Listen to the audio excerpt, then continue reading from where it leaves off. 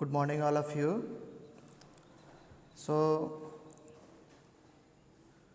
a few days before we have completed chapter 3. Now we are going to start chapter 4, the garden party.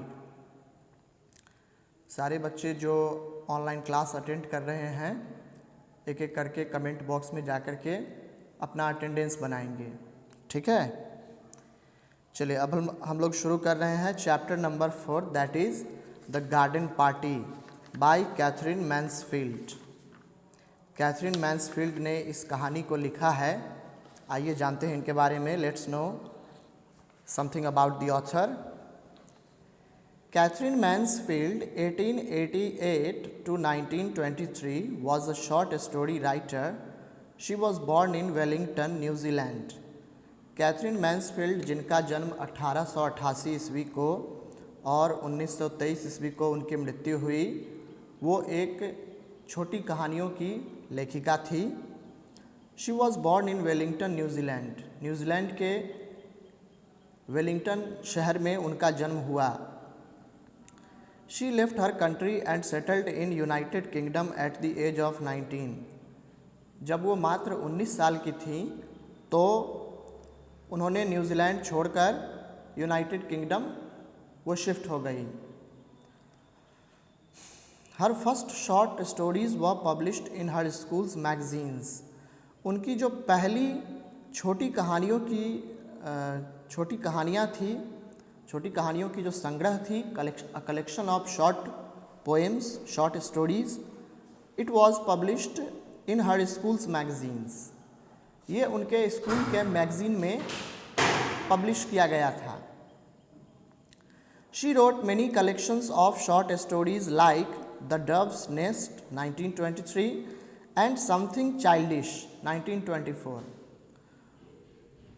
उनकी जो कुछ प्रमुख रचनाएं हैं, जो उनकी छोटी कहानियों की जो लिखी हुई संग्रह है, उसका नाम है the doves nest, which was published in 1923, and something childish, it was actually published in 1924। यह 1924 ईस्वी में प्रकाशित हुआ था। अंडरस्टैंड, पेज नंबर, आप सब लोग ध्यान देंगे पेज नंबर 32 पे। Understand, Catherine Mansfield mainly explored the social evils of her times in her short stories. Katherine Mansfield एक ऐसी लेखिका हैं जिन्होंने अपने समय में जो सोशल इविल्स, सामाजिक जो बुराइयां होती हैं, ठीक है, उसके खिलाफ उन्होंने लिखा। Issues like the gap between the rich and the poor, gender and troubled relationships in modern times often surfaced in her writings. कुछ सामाजिक इश्यूज़, कुछ सोशल इश्यूज़ जो होती है, जैसे कि the gap between rich and poor, अमीर और गरीब लोगों के बीच जो हम अपने समाज में जो भेदभाव देखते हैं, या उनके बीच जो एक लंबा सा गैप है, उसे हम देखते हैं। जेंडर एंड ट्रबल्ड रिलेशनशिप्स, कई बार जेंडर के लिए भी हम लोग जो है इश्यूज़ खड़ा कर देते हैं। तो ये सारी समस्याएं उन्होंने अपनी कहानी के द्वारा दिखाया, दर्शाया। Find out about 5 more stories written by Catherine Mansfield. What issues do they deal with? यहाँ आपसे कहा जा रहा है कि कैथरीन मैन्सफील्ड के किन्हीं 5 कहानियों के बारे में जो है पता लगाइए। What issues do they deal with? और यह किस सामाजिक बुराई पर आधारित थी। तो ये आप ऐसा कर सकते हैं। If you Surf internet, you can go on net and find out about the same. Next is Wonder. The Garden Party and Other Stories is a collection of short stories by Catherine Mansfield that was published in 1922. ये कहानी the garden party and other stories, और कुछ और कहानियाँ हैं जो कि एक तरह की छोटी छोटी कहानियों का संग्रह है, एक कलेक्शन है,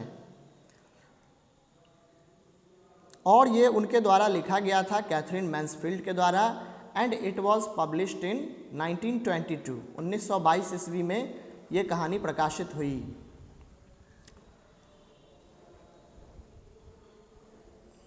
Throwing garden parties for their friends has been a custom of the rich. Mansfield tries to remove the masks of the gentry and reveal their true identities in this story. तो इस कहानी के द्वारा किस तरीके से जो रिच पर्सन होते हैं वो गरीबों को बुरा भला कहते हैं या उसका दमन करते हैं, इस कहानी के द्वारा इन्होंने दिखाया है। Imagine that you are having a birthday party at your home. Now here is a suggestion, you need to do this. मान लीजिए कि आपके घर पर बर्थडे पार्टी चल रहा हो, आपका बर्थडे पार्टी सेलिब्रेट किया जा रहा हो। Suddenly you get the news of an accident in your neighbourhood. अचानक आपको पता चलता है कि आपके पड़ोस में ही कहीं पर एक्सीडेंट हो गया है। What would you do? Role play the situation. Then now the question arises, what would you do then? If you heard about the accident that took place in your neighborhood, what would you do then? Okay, now work in pairs. Make a list of at least 5 things we need to do while organizing a party.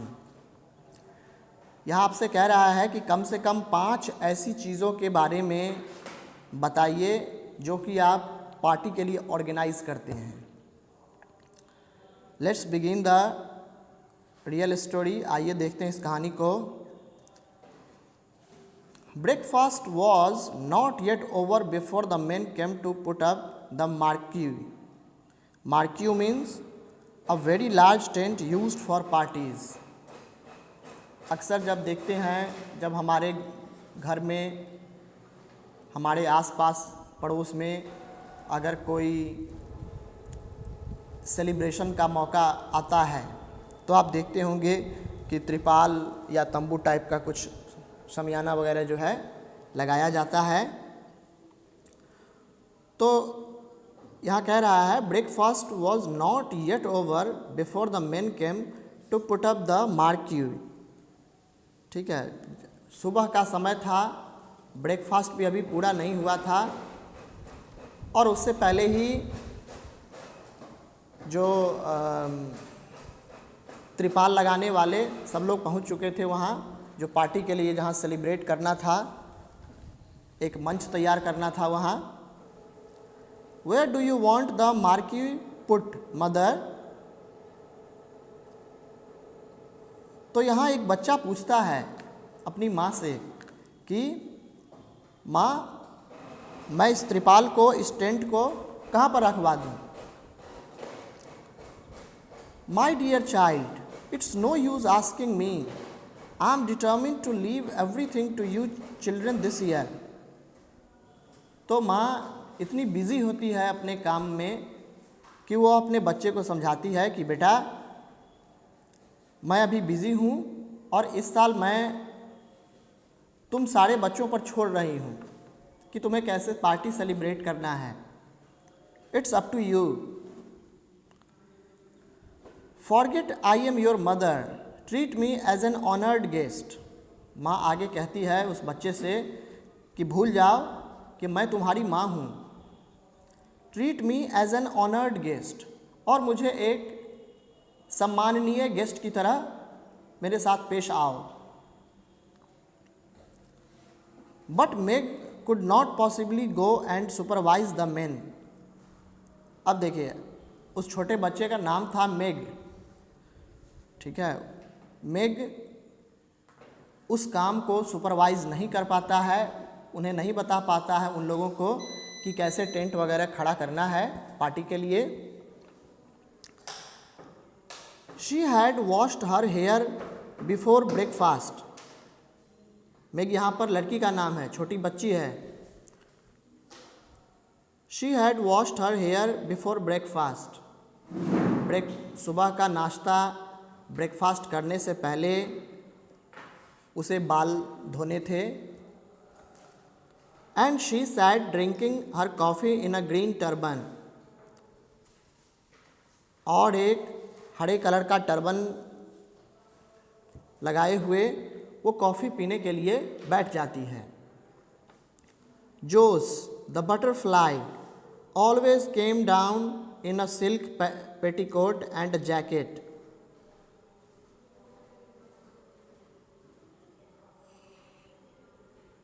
जोस जो कि एक he was just जोस जो कि एक butterfly की तरह था, जो always came down in a silk petticoat and a jacket, जो हमेशा नीचे आता था पेटीकोट और जैकेट पहन करके। You will have to go Laura, you are the artistic one. तुम्हें जाना होगा,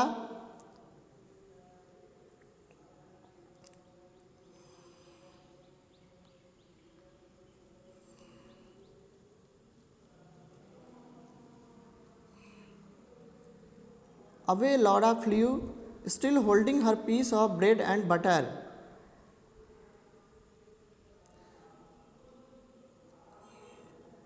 यहाँ एक्चुअली जो ये नाम दिया गया है ये एक छोटी सी बच्ची का ही नाम है, ठीक है, जो कि बिल्कुल ऐसा लगता है जैसे जब देखते होंगे किसी पार्टी या फंक्शन में या किसी के घर में शादी विवाह का माहौल होता है तो अक्सर छोटी मोटी लड़कियां सुंदर सुंदर कपड़े पहन करके तैयार हो जाती हैं और ऐसा लगता है जैसे वो कोई छोटी मोटी चिड़िया हो, ठीक है, उनके बोलने के लहजे से या रंग बिरंगे कपड़े पहन करके ऐसा लगता है जैसे वो तितली हो, ठीक है। तो वहाँ से वह लड़की चली जाती है, still holding her piece of bread and butter, अभी भी उसके हाथ में ब्रेड और बटर का वो टुकड़ा रखे हुए होती है। It's so delicious to have an excuse for eating out of doors and besides she loved having to arrange things.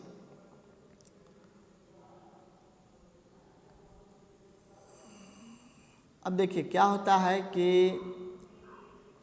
कहा जाता है कि भोजन घर के अंदर होना चाहिए, ठीक है, कोई भी व्यक्ति हो तो भोजन हमेशा जो है छिपा करके करना चाहिए। ये नहीं कि बहुत सारे लोगों के सामने बैठ गए और खाने लगे। तो जैसे ही जब कोई सांस्कृतिक कार्यक्रम होता है, सांस्कृतिक माहौल होता है, तो उसमें जैसे ही आप देखते होंगे अक्सर छोटे छोटे बच्चों को वो खाते पीते घर के बाहर निकल जाते हैं, तो उसने भी ऐसा ही किया। And besides she loved having to arrange things, और इसके अलावा उस सारे सामान को एक जगह से दूसरे जगह, दूसरी जगह से तीसरे जगह, इस तरह से वो अरेंज करती जा रही थी और उसे अच्छा भी लगता था। She always felt she could do it so much better than anybody else, क्योंकि उस लड़की को लगता था कि वो शायद सबसे अच्छे तरीके से ऐसा कर सकती है। 4 men in their shirt sleeves stood grouped together on the garden path. Garden जाने वाले रास्ते पर, घर के बाहर में ही एक छोटा मोटा गार्डन था, तो घर से बाहर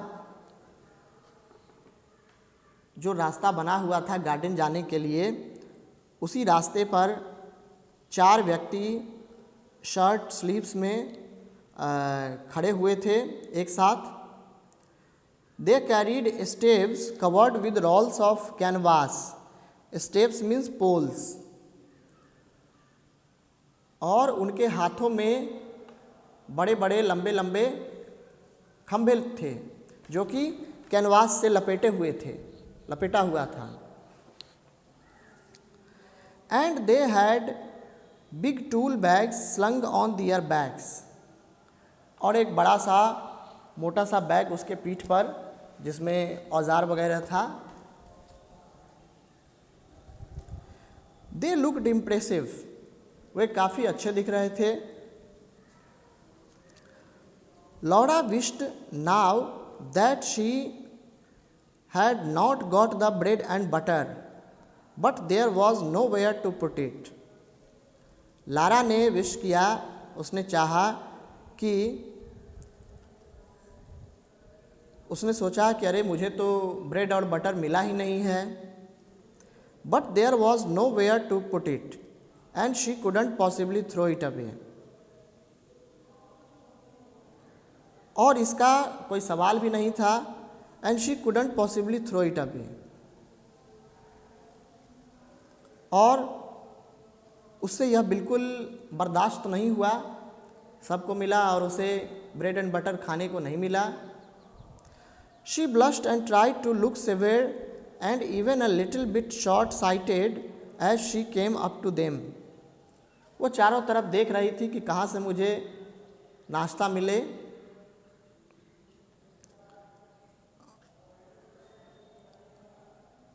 और उसके बाद वो एक एक ढूंढते हुए वो उन चारों व्यक्ति के पास चली आई जो टेंट वगैरह लगाने आए थे। Good morning, she said. Oh, have you come? Is it about the Marquis? जैसे ही वो वहाँ पहुँचती है उन सबको गुड मॉर्निंग कहती है और पूछती है कि अच्छा तो आप लोग यहाँ आ गए। Is it about the Marquis? क्या आप तंबू लगाने आए हैं, टेंट लगाने आए हैं? That's right, miss, said the tallest of the men, a lanky freckled fellow. ठीक है, उसमें से उन चारों व्यक्ति में से जो सबसे लंबा व्यक्ति था उसने कहा कि हाँ मिस, बिल्कुल आप सही कह रही हैं, हम लोग टेंट लगाने के लिए आए हैं।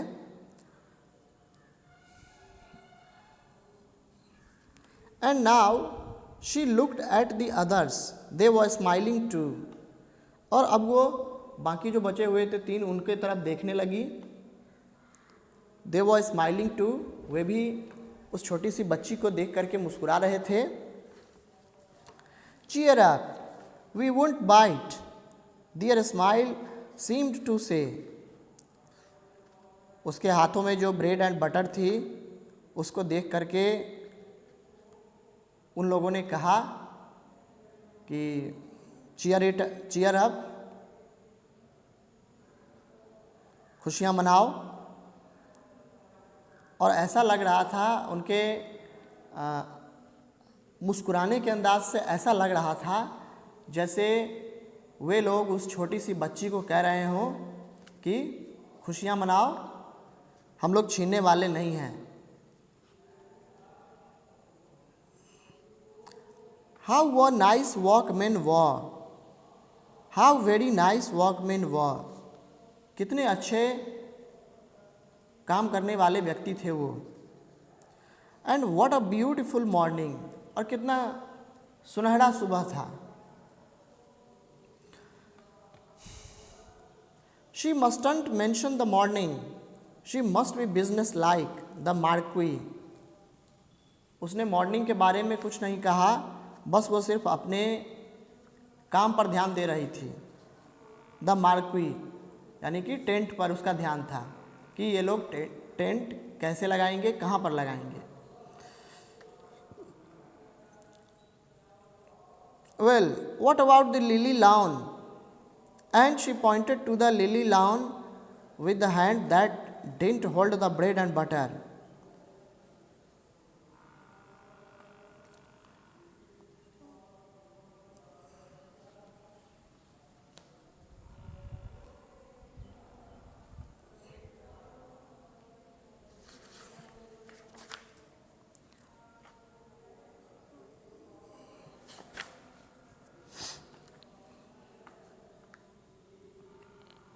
हाँ, तो वे लोग पूछते हैं कि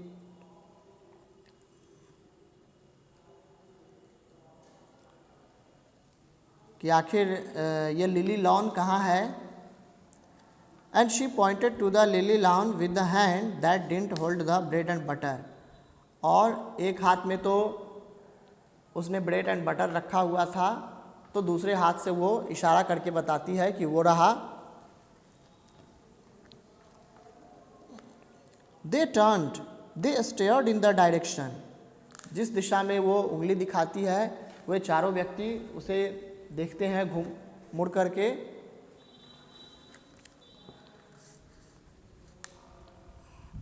I don't fancy it, said a tall fellow, not noticeable enough. तो उसमें से जो लंबा व्यक्ति था उसने कहा, I don't fancy it, not noticeable enough. अरे मैंने तो मेरा तो ध्यान ही नहीं गया इधर। उस व्यक्ति ने थोड़ा सा आश्चर्य जताते हुए कहा, a corner of the tennis court she suggested. तो उस छोटी सी बच्ची ने कहा कि आप उसी लॉन की बात कर रहे हैं ना जहाँ पर लोग टेनिस वगैरह खेलते हैं, आप उसी की बात कर रहे हैं, वो रहा।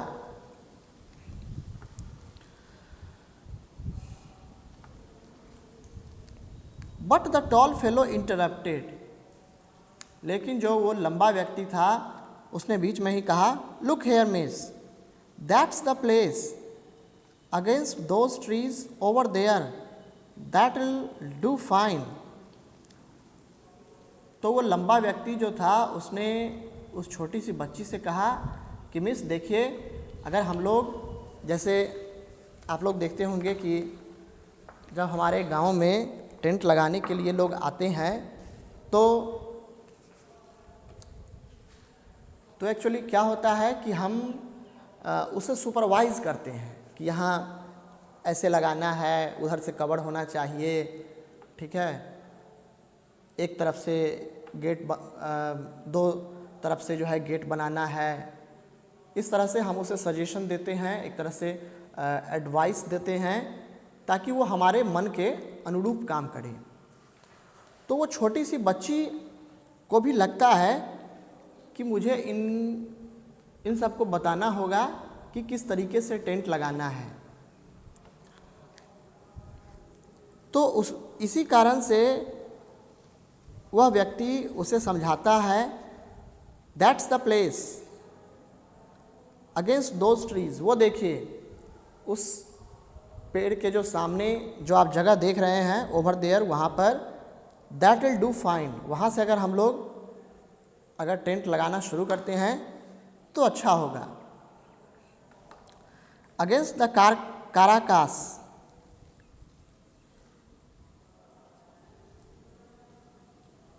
Then the karaka trees would be hidden. तो and they was so lovely with their broad gleaming leaves and their clusters of yellow fruits। Caracas एक पेड़ का नाम होता है, ठीक है, जिसमें फ्रूट होते हैं और वो येलो कलर के जनरली होते हैं, ठीक है। तो उसमें से जो सबसे लंबा व्यक्ति होता है वह उस छोटी सी बच्ची लारा को समझाता है कि वहाँ जो देख रहे हैं वो जो काराकास पेड़ है उसी के सामने से हम लोग टेंट लगाना शुरू करेंगे और इससे ये होगा कि वह पेड़ भी छिप जाएगा। And they was so lovely with their broad gleaming leaves. और वो इतने सुंदर दिख रहे हैं, उनकी पत्तियाँ चौड़ी हैं और पत्तियाँ जो है चमकती हुई और चौड़ी पत्तियाँ। And their clusters of yellow fruits, और उसमें जो पीले पीले छोटे छोटे फलों का जो गुच्छा रहता है उससे और भी बेहतरीन लगता है यह पेड़ देखने में। Must they be hidden by a marquee. तो वो पूछती है, she arises a question to the tent man. उस टेंट लगाने वाले व्यक्ति से पूछती है तो इसका मतलब क्या, वह पेड़ पूरी तरह से छिप जाएगा। चलिए आज भर हम लोग इतना ही रहने देते हैं, कल हम लोग फिर से इसे कंटिन्यू करेंगे। Till then thank you and have a good day.